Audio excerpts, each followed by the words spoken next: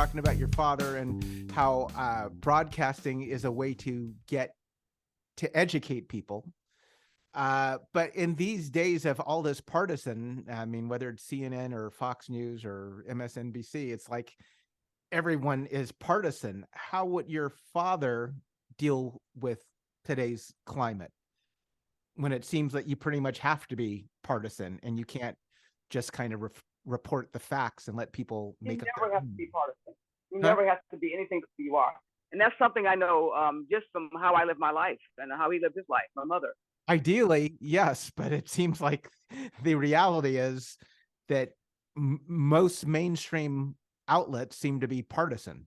Well, that's how they feel they need to stay, how can I put it, not engaged, but relevant. And Which it seems they're not doing a good job of because their audiences are decreasing. I think the largesse, especially of the younger generation, 40 and younger, largesse, not all of them, obviously, but I think a good 75% of them are more engaged and looking for something that has more of an homogenous, I should say, presentation of facts and truth. Because facts change all the time. In fact, truth changes. Truth, everybody's truth is not, I should say, overarching. We all have a way of how we see things, and that's our truth. Period. However, I believe my father and how Matt and I even operate now, the kind of business we have, entertainment business right now. We're very busy right now, in fact. As you see my phone going off like crazy. What is the one factor that everybody can unite behind? That's how my father would see things. What is the one core belief, or not item, but intrinsic value of something that we all want to protect or be part of? And I think that's what my father, I know is my father was about. That's why I think he was so loved and respected, because he was that guy. He never looked at anybody as color. I never forget, because obviously living in Hancock Park, all our friends, most of our friends were Jewish. And one of our best friends, her name was I shouldn't say names, but anyway, she really loved us.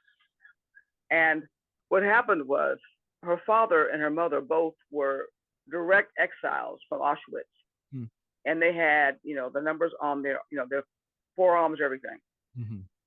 And they weren't really interested in their daughter having, two Black girls as their best friends. And at that time, I didn't know what that looked like. I didn't know anything about prejudice. All my friends have been Jewish for so many years, or Asian, or mixed, whatever. My father, knowing how much he meant to us, said, she lived right down the street from us. And he goes, okay, you know what? I'm going to walk you guys down there and we'll see. I'm going to meet their parents and see what happens. And so he walked down there, and the father was out there watering his yard, and he spoke very broken English, because again, he was straight from, Auschwitz in a part of Europe. And my father started speaking fluent Hebrew and Yiddish to him. And he turned around, and the look on her father's face, he just crumbled.